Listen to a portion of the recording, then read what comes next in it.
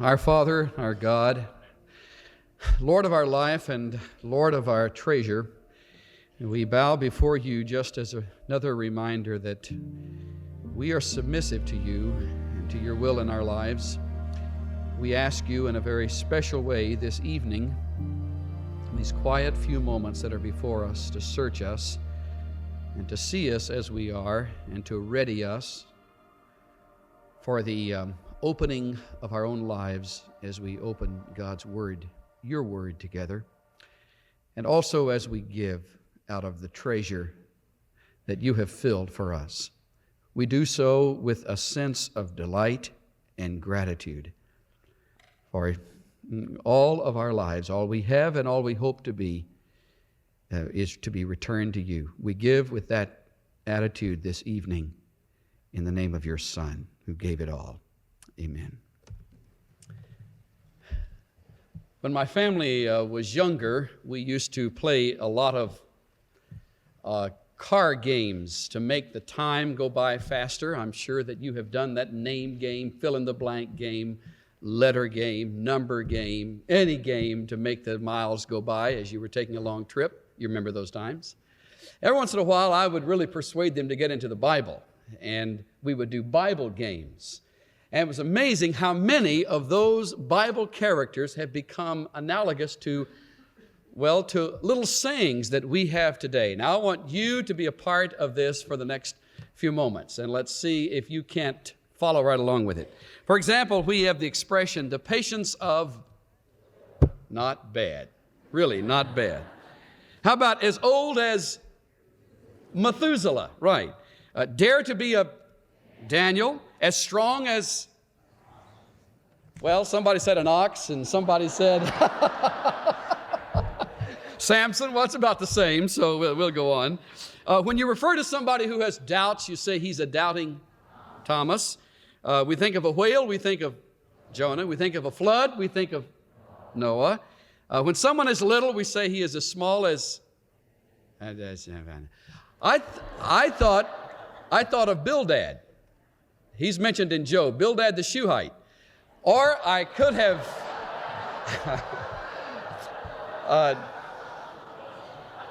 it's all right. I could have mentioned Nehemiah, but that wouldn't have worked either. But I think when we mention Solomon, and if we were in a game together, we would immediately think of wisdom, as wise as Solomon. But unfortunately, that is only one facet of Solomon's life. That's a whole door that God opened for him and just kept filling his mind with all sorts of wisdom. But it's only a part of his life. He was much broader than just wisdom. And this evening, we're going to see from this gift that God has given us, the book of God, the Bible, just how insightful God made Solomon. He made him, to begin with, a man of God. In 2 Chronicles chapter 1, this person we would normally think of as simply wise was first and foremost godly. He was a man of God. That's the very first scene we have of this young 25-year-old monarch. He was godly. 2 Chronicles 1. I just want to read one verse from it, the first one, and then we're going to go to 1 Kings for the rest of the night. 2 Chronicles 1. Now Solomon, the son of David, established himself securely over his kingdom, and the Lord his God was with him and exalted him greatly. Indeed, he did. But it is important to see before the exaltation, God was with Solomon. We rush to the exaltation and we forget the first part. God gave him a heart for the Lord. And this man deeply loved the living Lord. He walked with him. He modeled spirituality, godliness.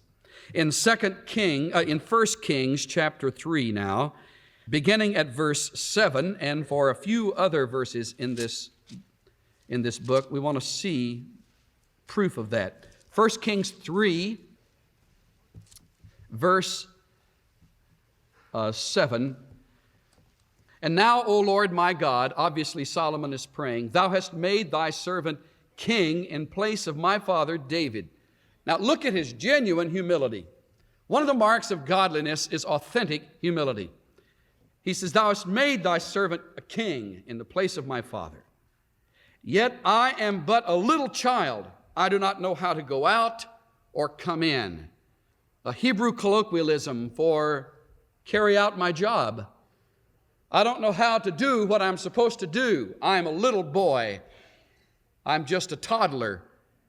I'm thinking Solomon probably had himself in contrast with his father David, who had been seasoned in his walk with God. Solomon says, this whole thing is a brand new walk for me. I'm like a little boy.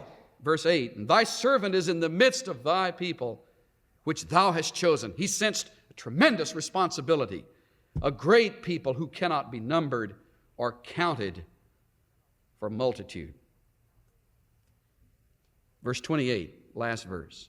"When all Israel heard of the judgment which the king had handed down," he makes a decision in the middle of that chapter there, "and when they all heard it, they feared the king, for they saw that the wisdom of God was in him to administer justice." The people linked God with the leader. That's very important. Not just wisdom, but God's wisdom. They saw in him the marks, the genuine marks of godliness. That is what this world, that is what your family wants to see in you. That is the turning point. That is the unique mark or brand that you have to offer. Godliness, not religious lifestyle, but a godly lifestyle. And when these people saw that he would be one who would administer justice, they linked it with the living Lord. They saw true godliness in him. Look at chapter 8, same book, 8:12.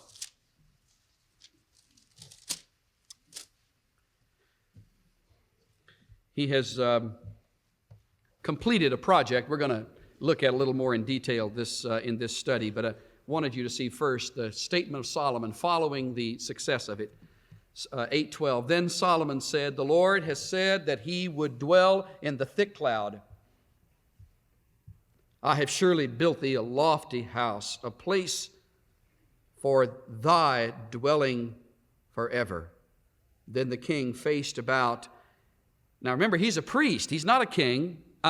He's a king. He is not a priest. He does not have the responsibility of ministering in the temple or what had been there when he was brought up in the tabernacle.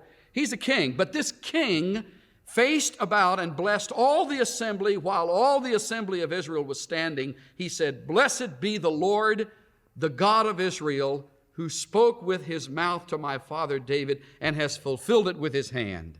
And then he reviews, if you'll notice, for a lengthy period of time throughout that chapter, he reviews the working of God.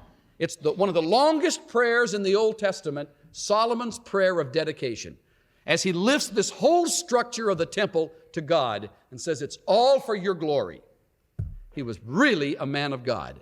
Look at the end of the chapter, verse 59.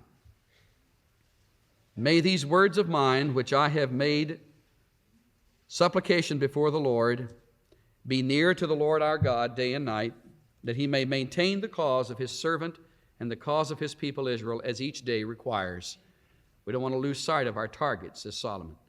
"So that all the peoples of the earth may know that the Lord is God, there is no one else." And look at him as he exhorts. "Let your heart therefore be wholly devoted to the Lord our God, to walk in his statutes, to keep his commandments, as at this day." Now, follow this.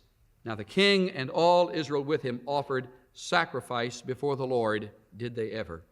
"He offered for the sacrifice of peace offerings, which he offered to the Lord, 22,000 oxen, 120,000 sheep. So the king and all the sons of Israel dedicated the house of the Lord." You will never be able, as a discipler, to bring anyone further in his walk with God than you are. You just cannot do it. As a Christian faculty member, you will never be able to prompt and to instill within your students those characteristics that are only theory to you. They are passed on from life to life. Solomon, therefore, is able to say, let your heart be wholly dedicated, completely, thoroughly. I find in him genuine humility, personal integrity, and a real scriptural loyalty. He followed the letter of this book in his life. He wasn't out on a lark. And I want to say again, it is unfair to Solomon, it is unfair to the story in Scripture that we rush to his shipwreck and say, alas, what a failure, and not see the greatness of this man who for years prompted the people in godliness. He just was a challenge to be around. Now back to chapter 4. We've seen him as a man of God. He puts on another hat in chapter 4. He is a scholar, expressing itself in his writings and in his composition of music. 1 Kings chapter 4, verse 29. These are such helpful words in understanding the man. 4:29, and I hope that this does encourage some who are so gifted today and wonder at times if there is room in the evangelical world for you. Indeed there is. Verse 29, God gave Solomon the very important words, just like you have been given from God certain things. Gave him wisdom and very great discernment and breadth of mind. Breadth of mind like the sand that is on the seashore. Rokav is the Hebrew word, and it means largeness, something that grows wider and wider and wider. I think of a megaphone when I say that. Something that starts smaller and it gets larger and larger and larger. God gave him a mind that was not satisfied with just one or two little areas of interest. He had the capacity to entertain vast areas of knowledge. And the writer goes on to tell us what some of those areas were. Follow along with me. As illustration of this breadth of mind, verses 30 and 31. Solomon's wisdom surpassed the wisdom of all the sons of the east and all the wisdom of Egypt. Means nothing to us today, but in that day it was the ultimate in wisdom. He was wiser than all men, and then they are named for us. Ethan and Heman, Calco, Darda. They are the Pulitzer Prize winners. They're the Nobel Prize winners. They were the Einsteins of that day. And Solomon, as the writer tells us, outstripped them all. C.F. Keil, one of the very keen writers of the Old Testament, an old German scholar, says this. These men were celebrated both for their astronomy, their astrology. All the wisdom of the Egyptians was a colloquialism or proverbial for maximum knowledge. It extended over the most diverse branches of knowledge, such as geometry and arithmetic and astronomy and astrology, and extensive acquaintance with medicine and the natural sciences. Solomon proved himself very learned. And I find it interesting how the Hebrews divided the world of animals in the next couple or three verses. It says that he spoke 3,000 proverbs, and his songs were 1,005. He was a songwriter. He was a writer of books. He spoke not just of biblical things, but look, he spoke of trees. So he was a writer in botany. From the cedar that is in Lebanon, even to the hyssop that grows on the wall. He spoke of animals, birds, creeping things, and fish. That's how the Hebrews divided it. His study included zoology and ornithology and the reptile world, the world of fish. He spoke of all those things, and I take it that he wrote of them, as it mentions elsewhere, other than here. It mentions his writings in other books that have not become biblical books that have been preserved. Here is a man whose mind was broad, deep, and varied, and he did a job in those areas. We think only of the Proverbs and of his song. but there were many. One of the men that grew up in this church went on to Cal Berkeley, and he studied, of all things, entomology, which is the study of insects, and he specialized in the cricket. And one of his summers he spent up in the northern section, northwest, and up into Canada, studying a cricket that came out at night. I found myself fascinated when I had some time with him. He said he felt like a nut out there. He had a little flashlight, and he would go along the railroad track, and he was wondering what people would think as they looked up. And he was looking for these little brown crickets, and he got them all together and brought them. He was just fascinated by that little cricket. One little field of knowledge that, as he opened it up to me, I saw it was incredibly vast. And his desire, of course, is to assist in our agriculture and helping to solve the problem of insects that are indeed invading. And it was a reminder of the vast areas of knowledge that most of us never think of. And Solomon studied in those fields. You know what I see in all of this so far? I see a wedding of authentic godliness and academic excellence. And they can coexist. I see academic excellence, breadth of knowledge in this great mind, and I see a walk with God. You do not have one or the other. You need not have one or the other. I am most interested these days in some works that are going on to interest the young intellectual. You may not be aware of some, you may be aware of all of them. InterVarsity Christian Fellowship is moving more into this area in their writings and in their work with faculty and students on university campus. Another ministry is Probe Ministries out of Dallas, with a whole body of men and women that are reaching into the classroom and touching people with academic excellence and at the same time true biblical, authentic Christianity. Christian Medical Society is coming into its own in our era, coming out of hiding. It's reaching into areas. Institute for Creation Research out of Dallas. Henry Morris of the Whitcomb Morris writings, The Genesis Flood, is doing a job. Labrie Fellowship in Switzerland is another that's reaching them, answering some of the questions. I want to tell you the most effective of all is the Christian faculty member in schools of higher learning as well as high school, junior high school, and even the elementary schools. I don't think that we are faithful enough to pray for those on that cutting edge or for the schools that absolutely struggle for existence. I was really brought to an awareness of this when I finished the work by Paul Reinert, Roman Catholic writer. He is a former president of St. Louis University, writes entitled "To Turn the Tide." And his chapter that moved me most was entitled "Requiem for a System." Listen to his words. The campus is still, empty. Like any corpse, that of a college is not pleasant to behold. Yesterday it was very much alive. What can be more alive, after all, than a college or university?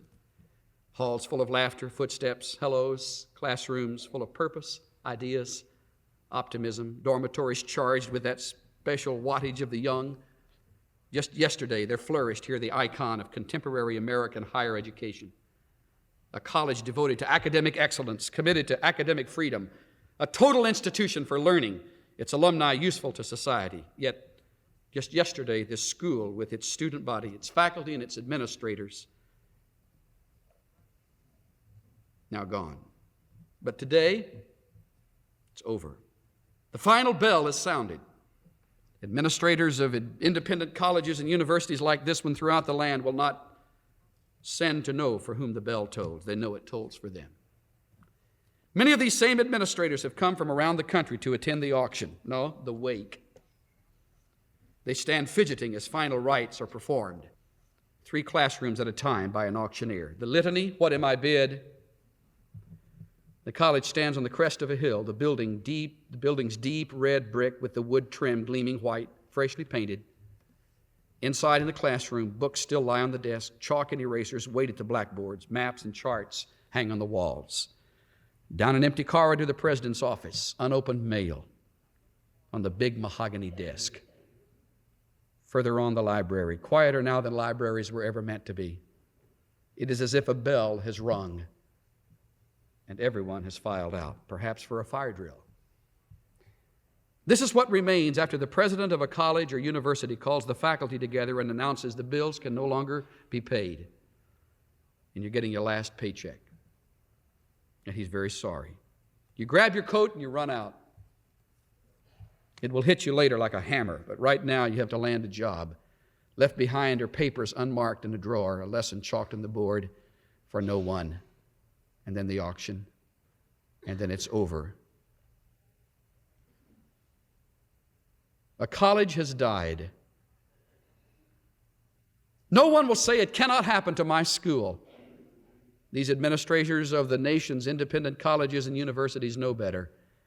They know that it's a tricky business, spending more than what you take in and getting away with it until tomorrow. In a word association test, a layman's response to college might be education, but to most independent college or university presidents, the answer is deficit, written large.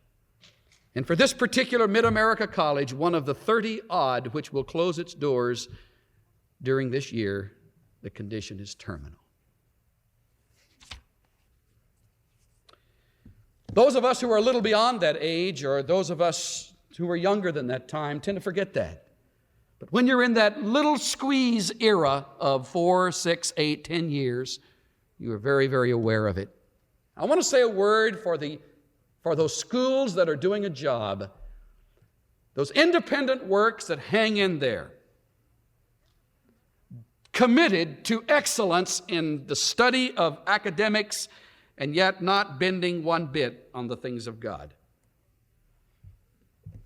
And I send out a plea on their behalf that we give them our personal attention, support. I don't read where Solomon got his training at any one of them, but that's where we get ours. I wonder if you would just be faithful enough this week, just in application of what you're hearing tonight, to pray for those who shape minds and are preparing to do that this fall. And I'm thinking of the Christian scholars right now for the sake of our study, those men and women that carry out that assignment. Solomon shaped lives and did it in a beautiful manner. He wore two hats so far. He wore the hat of godliness and wore the hat of intellectualism. He also was quite an administrator and quite an architect. He was a gifted artist with people and with pen. In chapter 4 of 1 Kings, early on, you'll see him in his finest hour. He sets up a cabinet and then he engages in a project. I want you to see the cabinet he sets up. Chapter 4, verse 1, he was king over all Israel. Well, how do you get a handle on a nation? Well, you divide it into parts and you put qualified men over those parts. You delegate the task. That's exactly what he does. Verse 2, these were his officials, and they are named. Verse 7, and these are his 12 deputies, and they are named. So he had officials, and I take this to be the cabinet, and he had deputies, and I take these to mean governors over big chunks of land. They are named for us. He had a priest, verse 2. He had a secretaries, verse 3. He had a recorder, verse 3, right on down. And then he had these deputies who were responsible, apparently, for taxation, for the carrying out of laws, for the military forces in Israel. Very keen administrator. Chapter 5, verse 13. King Solomon levied forced laborers from all Israel. And it names them, or it numbers them for us right here in line. Verse 17, the king commanded, and they quarried great stones, costly stones, to lay the foundation of the house with cut stones. So Solomon's builders and Hiram's builders cut them, prepared the timbers and the stones to build the house. All of this set up as a good administrator would set it up. He put it all in motion. He had a mind for such things. One other thought on his administrative abilities. Chapter 9 of this book, verse 17. He rebuilt an area called Gezer. Areas in the wilderness, 18. I take this to mean sort of an urban renewal project. Verse 19. All the storage cities which he had, even the cities for his chariots, for his horsemen, on all that it pleased Solomon to build in Jerusalem, in Lebanon, and all the land under his rule. And it names them for us. As for all the people who were left, now note this, of the Amorites and the Hittites and the Perizzites and the Hivites and the Jebusites, who were not of the sons of Israel, their descendants, notice verse 22, but Solomon did not make slaves of the sons of Israel. He had a commitment not to enslave the people of God. He enslaved those leftover tribes. But the people of God became his men of war, his servants, his princes, his captains, his chariot commanders, and his horsemen.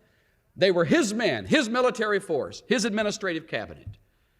Very wise administrator, and he didn't fudge in putting the Israelites into forced labor gangs. He refused to do that because he held them in high esteem.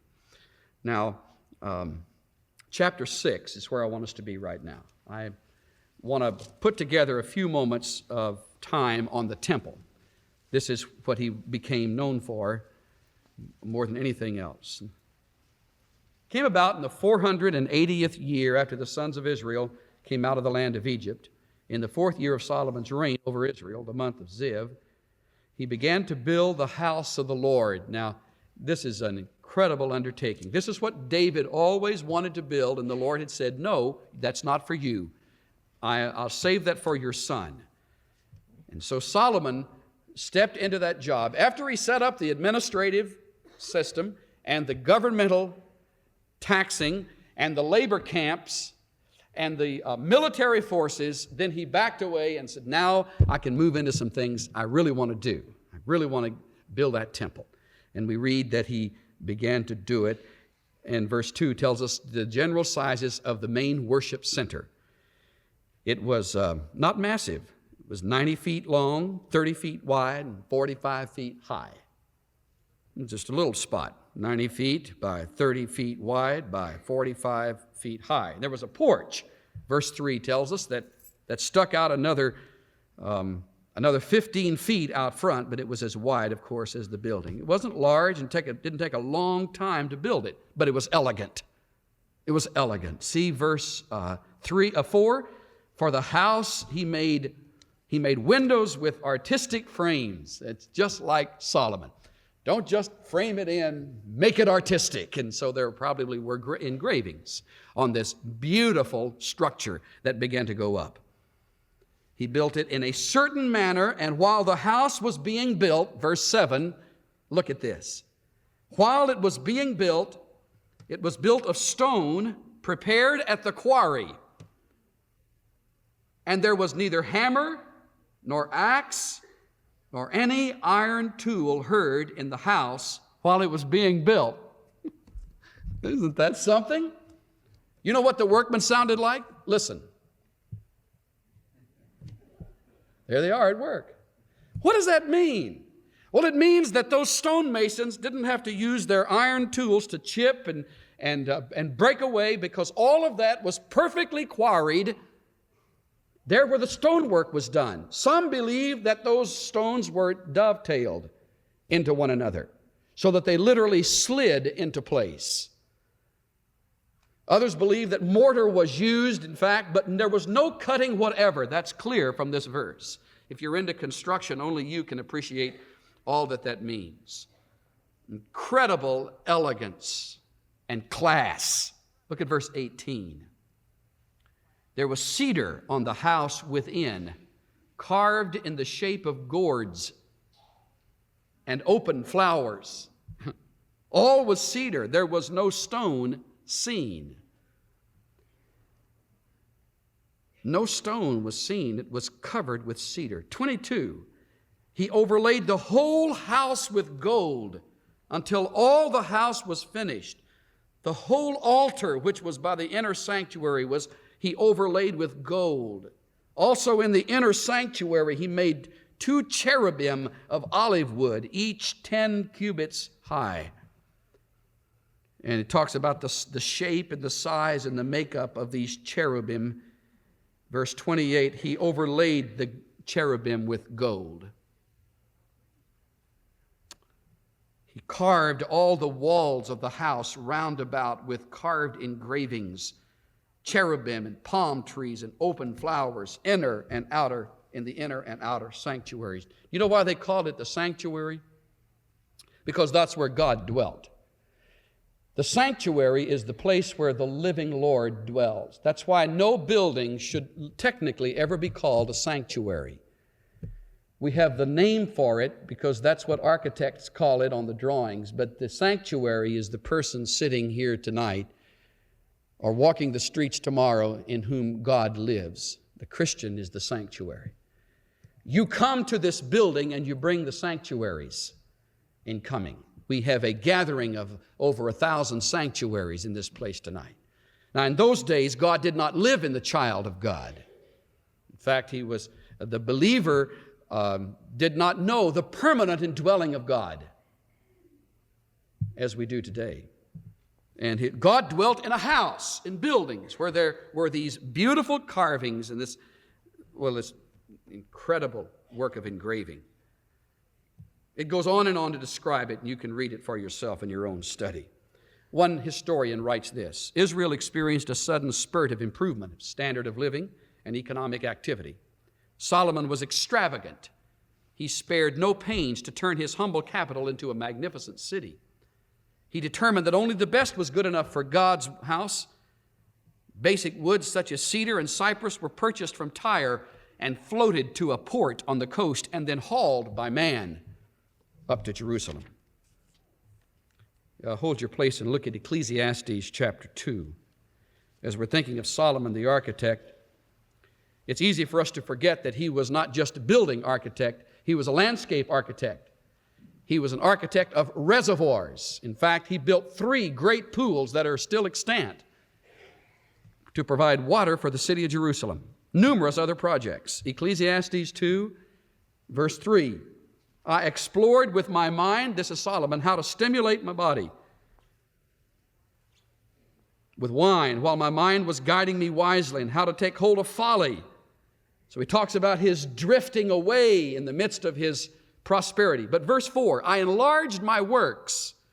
I built houses for myself. I planted vineyards for myself. I made gardens and parks for myself. I planted in them all kinds of fruit trees. I made ponds of water for myself from which to irrigate a forest of growing trees. This was a man of unexcelled genius. And he testifies not in bragging, but just in the fact that he got underway and led out in all of those projects. It's amazing. Now, one more thought. He's been seen as a man of God, as a brilliant composer and author, a scholar, as an architect, and as an artist of the first degree, and an administrator, and now we see him as a diplomat and equestrian. Look at chapter 5 of 1 Kings. He, as all administrators do, stepped into some rather touchy fields of study. One was the relationship between David and Hiram. Chapter 5, verse 1, it required some diplomacy. Hiram, king of Tyre, had always been a friend of David, and Solomon came on the throne, and that was in question. Verse 12 of chapter 5, the Lord gave wisdom to Solomon, just as he promised, and there was peace between Hiram and Solomon, and the two of them made a covenant. Now, the reason I point this out is because that was Solomon's style. He would seek out individuals who were very important to the administration in Israel, and he would make peace with them and sign a covenant, sign a covenant of peace, so that this man, in his bilateral dealings with other large and could be vicious nations, he was at peace. That explains how he could be involved in such buildings and such projects. He maintained a diplomatic relationship with other nations. And at first, at least, he did not compromise in his stand. Now, I want you to look at chapter 9, and we'll close with chapter 10. Chapter 9, verse 26. Such unique words of this man, not found of most other people in Scripture. King Solomon built a fleet of ships. Eziongeber, which is near Eloth, on the shore of the Red Sea in the land of Edom. The fleet of ships, chapter 9, verse 26. And Hiram, the man with whom he had built up this diplomatic relationship, sent his servants with the fleet. He picked up the knowledge of the maritime trade, sailors who knew the sea, along with servants of Solomon. So they worked in conjunction with one another. And his diplomacy brought in the expertise of Hiram and the sailors, along with Solomon's servants. And they learned together, or Solomon's men learned from Hiram's men. Chapter 10, verse 11. The ships of Hiram, which brought gold from Ophir, and these trees and precious stones. The king made of the trees supports for the house of the Lord, and he got it all to work together. You see it? Lyres and harps for the singers. The trees have not come in again, nor have they been seen to this day. It was a unique time in his administration. In verse 22, the king had at sea the ships of Tarshish with the ships of Hiram once every 3 years. The ships of Tarshish came bringing gold and silver, ivory and apes and peacocks. And I take it that Solomon developed the first zoo for the people of Israel to enjoy. In the genius of his mind, he was able to put all of that together. Now, why in the world do we take this time this evening to spell out such detail? Because I want you to see how well-rounded this man of God was. How capable, how broad, how deep. What a pace setter. And along with this, by the way, he was quite a horse trader. I mean that in the right sense. He loved horses. My oldest daughter would just be thrilled to hang around Solomon. She'd think that's the greatest thing, sliced bread. Chapter 10, verse 26, Solomon gathered chariots and horsemen. Look at this. And he had 1,400 chariots and 12,000 horsemen, and he stationed them in the chariot cities. Remember that. That's important. The chariot cities with the king in Jerusalem. The king made silver as common as stones in Jerusalem. And verse 28, his import of horses was from Egypt and Q. The king's merchants procured them from Q for a price. And he had a chariot that was imported from Egypt. It was big on chariots. McNeely's done a good job in his book, 1st and 2nd Kings. He writes this about the chariots. Very insightful. In Solomon's day, chariots were the most feared of all forces that could be assembled on a battlefield. The speed with which they moved, with which they moved, as well as the advanced weaponry used for their platforms, made them the armored divisions of the ancient world. The tank battles of the Yom Kippur War were modern-day counterparts to the ancient use of chariots. Until Solomon's time, Israel's military force had consisted of infantry only. But Solomon modernized his army by introducing the use of chariots and placing chariot forces strategically throughout the land. Wise of him to do that. Protecting the land with this new weaponry. Along with all the fleet of ships and the chariots came the taxation of people that used the waterways, and Solomon owned them. And as they came and as they left and as they brought trade and as export was involved, he dipped over into Africa, the Africa coast, and some of these rich countries around, including the Arab countries. But when you think of Solomon, you think of the man who was wise, but that's only part of the story. He was godly. He was a man of great administrative skills. He was an artist. He was an architect. He was a diplomat. He was a lover of animals, a lover of many studies. Look at chapter 4 of the book of James.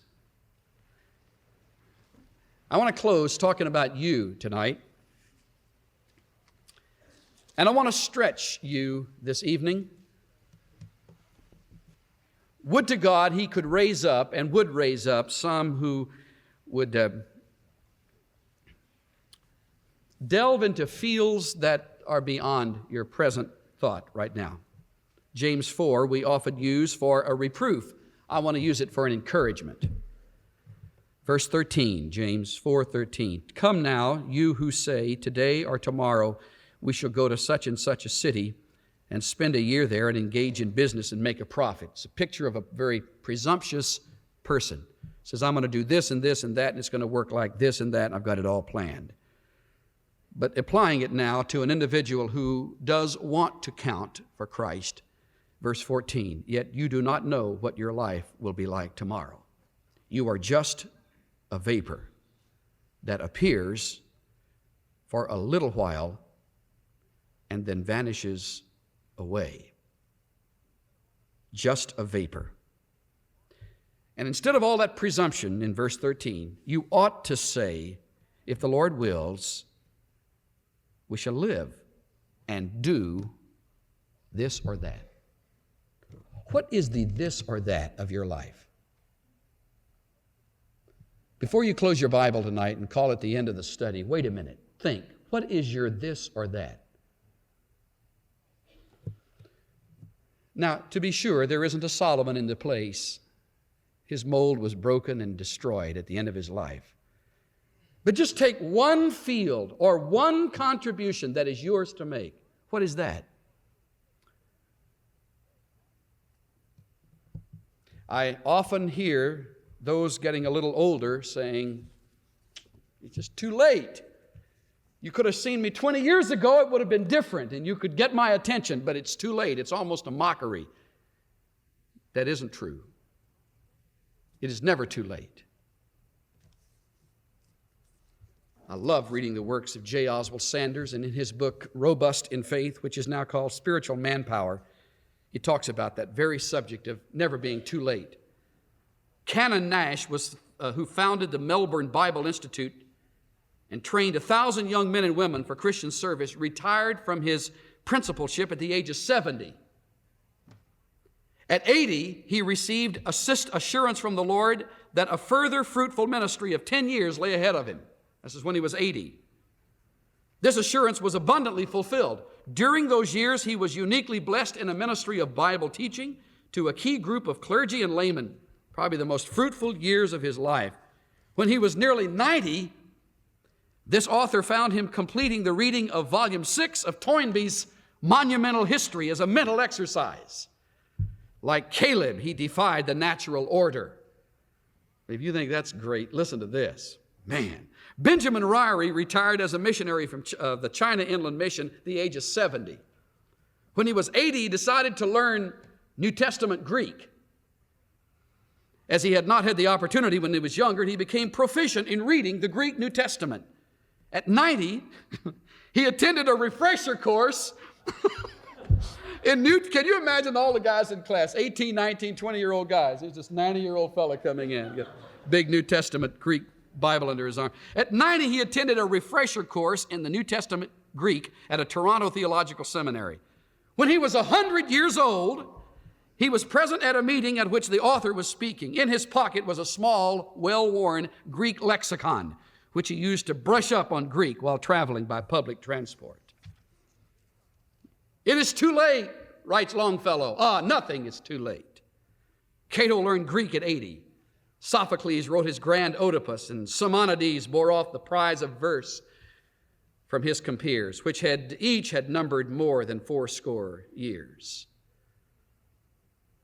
And Theophrastus at 80 had begun his Characters of Men. Chaucer at Woodstock with his Nightingales. At 60 wrote the Canterbury Tales. Goethe at Weimar, toiling to the last, completed Faust when 80 years were past. What then? Shall we sit idly down and say, the night has come, it is no longer day? For age is opportunity no less than youth itself, though in another dress. And as the evening twilight fades away, the sky is filled with stars invisible by day. I think some of you are just about to give up. Surrounded by the young, intimidated by the times, you felt, well, mediocrity will be my best input. Hey, learn a lesson from Solomon this evening. Maybe you don't have all of those gifts, but you have one. You have life. If God were finished, He'd take you. So if you wonder if God is true, when you get home tonight, stand real close to a mirror and go, if something happens on the mirror, then you're still got purpose in life. If nothing happens, call me.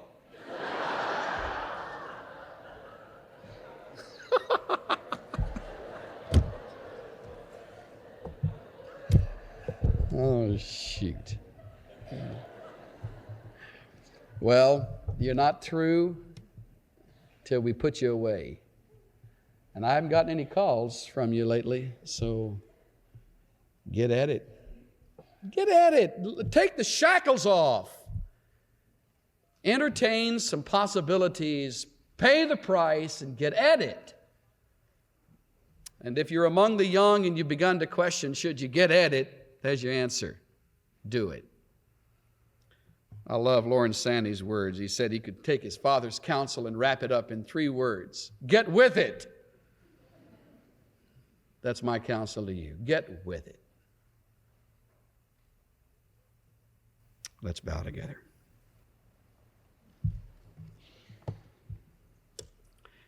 Maybe this is a perfect time to bring a charge to you tonight. Some of you put your minds in neutral and they've been there for a while. The dust has settled and you've thought, well, that's it for me. It's never it. Till you declare it so. His faithfulness is new every morning. The rising of the sun on Monday morning tells you God is there as a purpose. Maybe to take that course, or to step into that new field, or to go back for that master's, or try that new career, or make that move, or branch out into that ministry, or open your door to the hungry, or investing something in your family you've never done before. What is your life? It is a vapor. It appears and vanishes.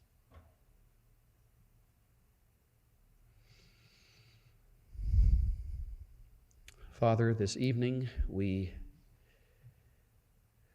seen ourselves in a mirror of another man's life.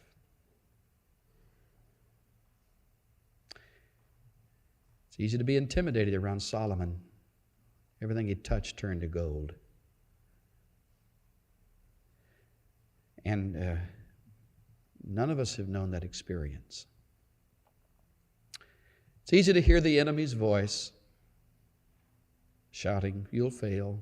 It isn't worth it. Just quit. The odds are against you. Nobody's ever done that at your age. On and on. When in reality, you're never finished until life is ended. And then we really have the commencement into what life was all about. I thank you tonight for the encouragement that your word never fails to bring. I remember what Paul has said. Oh, the depth of the riches, both of the wisdom and the knowledge of God. How unsearchable are his judgments and unfathomable his ways. Stimulate, strengthen, encourage us. Set us on a new course, Lord. Some who have felt they had been sidelined, get them back on the track in your way with a real burst of encouragement, Father. I ask this through Jesus Christ, our Lord. Amen. The preceding message, Solomon in Living Color, was copyrighted in 1978, 1980, 1982, 1987, 1995, 2008, and 2024, and the sound recording was copyrighted in 2024 by Chuck Swindoll, Inc. All rights are reserved worldwide. Duplication of copyrighted material for commercial use is strictly prohibited.